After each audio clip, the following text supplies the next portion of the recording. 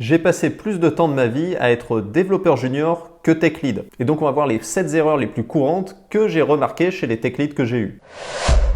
En tant qu'ancien développeur junior, j'ai eu plusieurs tech leads le long de mon parcours et j'avais noté un peu des habitudes ou des actions que j'avais pas trop aimé quand j'étais développeur junior. Et ça allait bien me servir puisque un jour je suis devenu tech lead et je ne voulais pas refaire les erreurs que je m'étais notées auparavant. Tout ce que nous allons voir est basé principalement sur ma propre expérience et sur l'excellent livre d'ingénierie logicielle qui s'appelle L'ingénierie logicielle à Google, qui m'a notamment aidé à mettre des mots sur des choses dont j'avais un peu d'instinct, mais sur lesquelles j'arrivais pas forcément à mettre les mots justes. Et la première erreur que j'ai vue chez les tech leads que j'ai eu pendant mon parcours, c'est de ne pas être un capitaine de foot. En effet, quand vous êtes un capitaine de foot, vous transpirez, vous courez et vous gagnez ou perdez en équipe. Le rôle d'un tech lead, c'est exactement la même chose.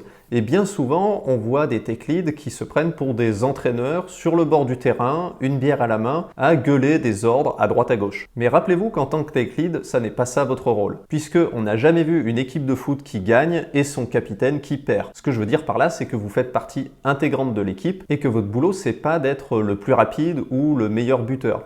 Votre boulot, c'est d'être le fluidifieur en chef. Vous devez vous assurer que la vélocité de l'équipe s'améliore avec le temps et vous n'êtes pas là pour donner des ordres ou démontrer que vous êtes plus intelligent ou performant que les autres. Ça n'est absolument pas ça, votre rôle. Donc ce que vous allez devoir faire, c'est simplement vous assurer que l'équipe s'améliore avec le temps et qu'il y a une bonne cohésion d'équipe, que les gens passent pas leur temps à se gueuler dessus entre eux. Prenons une situation très courante qui m'est arrivée quand j'étais développeur junior. Vous avez un développeur A qui veut utiliser une librairie pour faire des choses magnifiques mais qui augmente la complexité dans le code, et vous avez un développeur B qui propose une solution beaucoup plus simple. Le résultat est moins époustouflant, mais ce sera moins cher à maintenir, et ça consiste à recoder une partie de la librairie en interne dans le projet. Ici, vous pouvez tout à fait vous retrouver dans des situations où le développeur A et B ont tous les deux raison. C'est tous les deux une bonne solution et il n'y a pas de critères qui permettent de faire un trade-off définitif. Dans ce cas, le rôle d'un capitaine d'une équipe de foot, ça peut être de rappeler les valeurs de l'équipe. Est-ce que, en tant qu'équipe, on va privilégier l'expérience utilisateur même si on doit se faire un peu plus mal à la tête, ou alors on est une équipe qui privilégie absolument la simplicité du code par-dessus tout. Une fois que l'équipe est d'accord sur les valeurs, ce qui apparaît comme un conflit entre A et B devient débloqué. Tout le monde avance sur le principe que l'équipe a choisi. Je parlerai même de valeur de l'équipe. Qu'est-ce qui est vraiment important pour vous? Et une fois que tout le monde est d'accord là-dessus, le développeur A sera beaucoup plus enclin, par exemple, à abandonner sa librairie époustouflante s'il est lui-même convaincu que non, c'est la solution la plus simple qui est importante pour l'équipe. Enfin bref, allez sur le terrain, courez avec tout le monde et gagnez ou perdez avec tout le monde. Et ne devenez pas ce tech lead qui est entraîneur de foot. Deuxième erreur que j'ai vue chez les tech leads que j'ai eues, c'est de prendre toutes les tâches intéressantes et de laisser toutes les tâches chiantes aux développeurs juniors. C'est extrêmement insupportable pour tout le monde et donc ce que je fais de mon côté, c'est de maintenir une grungy task list, c'est-à-dire une liste des tâches que personne n'a envie de faire. Des defects qui sont dans le backlog depuis 3 releases, ou encore des montées de versions de librairie ultra pénibles qu'on pourrait toujours remettre à la semaine prochaine, etc. J'essaye d'identifier ces tâches. Généralement, c'est le genre de tâche où quand le chef demande qui veut prendre cette tâche, tout le monde regarde son téléphone ou doit aller aux toilettes. Identifiez bien ce genre de tâche et ajoutez-la à votre grungy task list. Une fois que vous avez cette liste de tâches que personne n'a envie de faire, ce que vous devez faire, c'est vous jeter dessus. Et vous avez beau avoir un CV de 1000 lignes, les gens vous respecteront bien plus si vous mettez les mains dans le cambouis et que vous passez devant. Et la question que vous pouvez vous poser, c'est comment est-ce qu'on apprécie à faire des tâches que personne n'a envie de faire? Pour ma part, je suis tellement attaché à la sensation de ce que j'appelle le done, c'est-à-dire que c'est vraiment terminé, la liste des tâches à faire est à 0 pour de vrai, que ça outrepasse la pénibilité relative de la tâche en question que personne ne veut prendre. En effet, c'est un petit peu insupportable d'avoir, par exemple, un tableau de tâches à faire avec depuis 3 mois des tâches comme ça collées dans les angles que personne n'a envie de prendre. On dirait qu'elles sont collées comme ça au board et on a envie de les gratter pour les enlever. Et pour ma part, c'est ce que j'ai envie de faire. J'ai envie de voir un truc propre, done. Et bonus, si vous ne voulez pas vous faire détester en tant que tech lead, vous pouvez maintenir une reverse grungy task list, c'est-à-dire une liste des tâches que tout le monde a envie de prendre, et d'éviter de les prendre pour laisser la place à d'autres développeurs qui veulent s'éclater dessus. Troisième erreur que j'ai vue chez les tech leads que j'ai eus, eh bien c'est un calendrier dans lequel il n'y a plus de place pour le code. C'est-à-dire que le tech lead est tellement en réunion, tellement en train de dessiner des diagrammes, en train de faire des points informels à droite à gauche, que finalement il n'a même plus le temps de vraiment coder. Et ça c'est très dangereux parce que quand vous êtes développeur et que vous avez un tech lead qui ne fait pas de tech, eh bien très rapidement on se pose la question de la légitimité. Donc pour ma part, pour éviter de reproduire cette erreur, eh bien dans mon calendrier, je bloque au minimum tous les jours des créneaux avec moi-même pour coder. Ça peut sembler bizarre, mais en réservant dès le début de la journée 30% de mon temps qui est réservé à du code, eh bien je m'assure que personne puisse venir me mettre une réunion comme ça, impromptue, qui va jaillir dans mon calendrier. J'ai un créneau bloqué, je sais que je vais pouvoir coder et je vais m'engager sur ce temps-là à me dire qu'est-ce que je dois livrer au bout de 1 heure, 2 heures ou 3 heures. Ça va vous permettre de protéger votre temps pour coder et je vous assure qu'en mettant les mains dans le cambouis, vous en apprenez bien plus qu'en dessinant des diagrammes pendant des heures sur un tableau blanc. Quatrième erreur que j'ai vue chez les tech leads que j'ai eus, c'est de donner la solution plutôt que le chemin. Et en effet, je comprends bien le problème. Par exemple, pour ma part, ça va faire des années que je fais du Angular. Donc quand un développeur junior va me poser une question, tout de suite j'ai envie de balancer comme ça la réponse que j'ai mis des mois à apprendre parce que j'ai l'impression que c'est la bonne chose à faire. Mais en fait, quand une personne ou même moi vais demander des conseils à quelqu'un, je veux pas que cette personne résolve mon problème à ma place. Je viens pas la voir pour lui déléguer mon travail. Je viens la voir pour qu'elle me donne une direction, c'est-à-dire des explications qui me permettent de faire moi-même le boulot. Et ça, je me rappelle que ça me frustrait beaucoup. J'allais poser des questions à un développeur plus expérimenté ou un tech lead, et il me donnait la réponse en disant « va là, clique ici », et puis limite, il le faisait à ma place sur mon PC. C'est pas ça que je voulais faire mes erreurs, apprendre par moi-même et monter en compétences. Donc aujourd'hui, quand quelqu'un vient me voir pour me poser une question, même si j'ai la réponse, j'essaye de résister et je vais simplement poser 2 questions pour donner des explications pertinentes. Premièrement, je vais poser la question de la ligne de départ, c'est-à-dire savoir où en est la personne dans la résolution de la tâche et aussi dans son niveau de connaissance. Il n'y a rien de pire que quelqu'un qui vous donne des explications alors que vous le savez déjà, ou quelqu'un qui fait un monologue de 10 minutes en partant du principe que vous savez quelque chose alors que vous n'en avez jamais entendu parler. Généralement, ça donne effectivement des monologues où un tech lead parle très vite et un développeur dit « oui, oui, ok, oui ».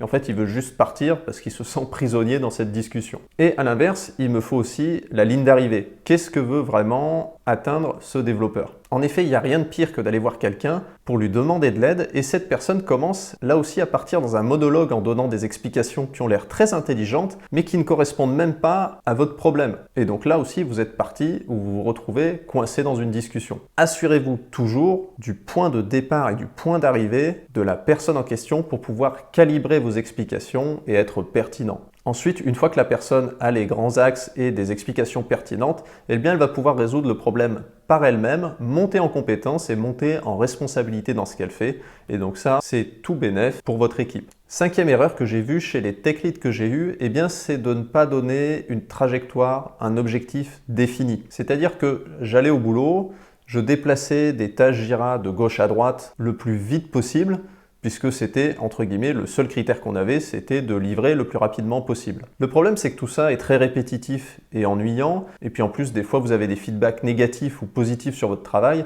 mais vous savez pas trop pourquoi, puisque vous, le seul critère que vous avez compris, c'est qu'il fallait livrer vite. Donc ce que vous pouvez faire ici, c'est maintenir une sorte de mission en une phrase pour votre équipe. Essayez de savoir quelle est la mission, la valeur la plus fondamentale pour l'équipe. Est-ce qu'on est là pour faire du long terme? Est-ce qu'on est là pour faire du court terme? Est-ce qu'on privilégie l'expérience utilisateur, la maintenabilité du code? Essayez de réfléchir comment poser effectivement une mission pour l'équipe au-delà de livrer des tâches le plus vite possible. Vous devez vous assurer que tout le monde comprend et est d'accord avec ce qu'on fait sur ce projet et avoir une espèce de direction comme ça, eh bien ça fait du bien à tout le monde et ça permet même de prendre des décisions ou des trade-offs beaucoup plus facilement, de manière beaucoup plus fluide au sein de votre équipe. Sixième erreur que j'ai vue chez les tech leads que j'ai eus, c'est de ne pas maintenir ce que j'appelle les numéros de secours, comme le 18 pour les pompiers ou le 15 pour la police. Je ne sais plus exactement. C'est-à-dire que quand j'allais voir mon tech lead, il arrivait que je posais des questions et qu'il n'avait pas la réponse. Et plutôt que de me dire qu'il ne savait pas, eh bien il commençait à me donner des explications ou à bricoler un bout de truc pour essayer de donner de la consistance, mais je voyais bien que ça n'allait nulle part. En fait, vous devez être complètement OK si vous êtes tech lead avec le fait de pas tout savoir, même dans votre domaine d'expertise. Ce n'est pas votre rôle spécifiquement. Bien sûr, vous avez besoin d'une légitimité technique, mais vous n'avez pas à être un Google ou une encyclopédie vivante. Et donc, plutôt que d'essayer de tout savoir et de donner une réponse à tout, même quand ça n'est absolument pas pertinent de votre part, eh bien maintenez ce que j'appelle une liste de numéros de secours. Vous n'avez pas besoin de tout connaître, par contre vous avez besoin de connaître les gens qui peuvent résoudre des problèmes qu'ont votre équipe et sur lesquels vous n'avez pas de compétences spécifiques. Donc à titre personnel, eh bien, je maintiens une petite liste de gens qui peuvent nous aider à débloquer la CI ou alors qui ont les droits sur tel dépôt parce que nous-mêmes nous n'avons pas les droits là-dessus, ou encore une personne qui pourrait nous débloquer des formations ou avoir du temps supplémentaire pour adresser la dette technique. Vous devez comme ça avoir un petit panel de numéros, d'emails ou de messages dans Teams de gens que vous pouvez contacter pour débloquer la situation quand vous n'avez pas les compétences, les droits ou je ne sais quoi. Et donc si un jour vous êtes tech lead, rappelez-vous qu'on n'attend pas de vous que vous connaissiez tout par cœur. Par contre, si vous connaissez les bonnes personnes, ça peut débloquer la situation et ça peut être intéressant. 7e point, c'est always living, c'est-à-dire ne cherchez pas à camper sur vos positions.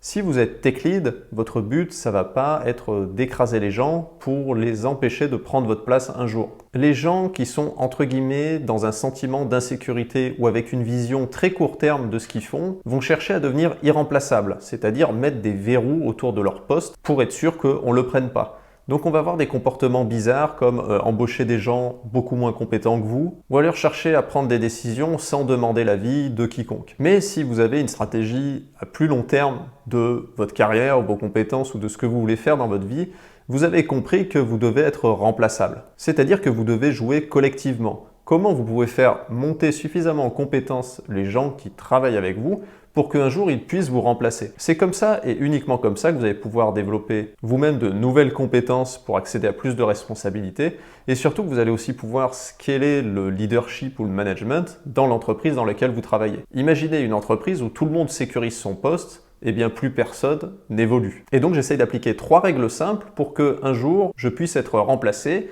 et qu'il y ait un nouveau tech lead à ma place. Premièrement, si j'ai des décisions à prendre sur des embauches, eh bien je vais toujours essayer d'embaucher quelqu'un qui a l'air plus compétent que moi en comparant bien sûr à âge égal. Donc je vais prendre quelqu'un qui a fait des meilleures études que moi si par exemple il sort d'études ou quelqu'un qui a de l'expérience technique beaucoup plus poussée que moi quand j'avais 2 ans d'expérience par exemple. Deuxièmement, j'essaye d'être transparent comme dans du verre. Donc j'explique tout ce qui se passe, par exemple si je suis dans une réunion et qu'il n'y a pas les développeurs, juste les tech leads, je vais expliquer exactement ce qui s'est passé, comment ont été prises les décisions, donner exactement les tâches sur lesquelles je suis attendu et savoir si quelqu'un veut les faire pour prendre un peu plus de responsabilité sur tel ou tel point. Bref, donner tout ce que vous savez, comment vous le faites, etc. Essayez de tout donner pour que si quelqu'un veuille monter en responsabilité, eh bien il puisse le faire. Et troisièmement, passer 95% du temps à écouter, observer, savoir comment ça fonctionne actuellement dans l'équipe et simplement 5% peut-être à venir faire un ajustement critique sur un comportement qui peut être dangereux à court ou à long terme. En effet, vous ne voulez pas devenir un micromanager technique qui va venir contrôler chaque commit ou chaque exécution d'un processus. Premièrement, vous allez devenir fou et deuxièmement, c'est pénible pour tout le monde. Faites juste des petits ajustements dans la chaîne pour que, à la fin, en sortie, il n'y ait pas trop de caca. Rappelez-vous que votre objectif, c'est always living, donc la machine doit pouvoir tourner sans vous à terme. Voilà, merci d'avoir pris le temps de m'écouter, j'espère que la vidéo vous a apporté de la valeur et si vous cherchez en ce moment à devenir développeur web professionnel rapidement, eh bien voici 3 manières dont je peux vous aider gratuitement. Premièrement, vous pouvez repasser de temps en temps sur la chaîne puisque je produis une nouvelle vidéo chaque semaine pour devenir développeur professionnel. Deuxièmement, vous pouvez interagir avec la chaîne en posant vos questions en commentaire ou en mettant des pouces bleus. Ça va permettre à la chaîne de se faire connaître et d'avoir de la crédibilité pour, qui sait, demain aller interviewer un tech lead chez Google ou un architecte chez Netflix et on pourrait mettre l'interview comme ça sur la chaîne YouTube et tout le monde pourrait en profiter. Et troisièmement, vous retrouverez un lien en description de la vidéo sur lequel vous pouvez cliquer pour donner votre mail et recevoir la newsletter du Code Senior. Je vous envoie une fois par semaine un email sur une pépite du Code Senior. Je vous dis à bientôt pour une prochaine vidéo et bon Code Senior d'ici là. Ciao!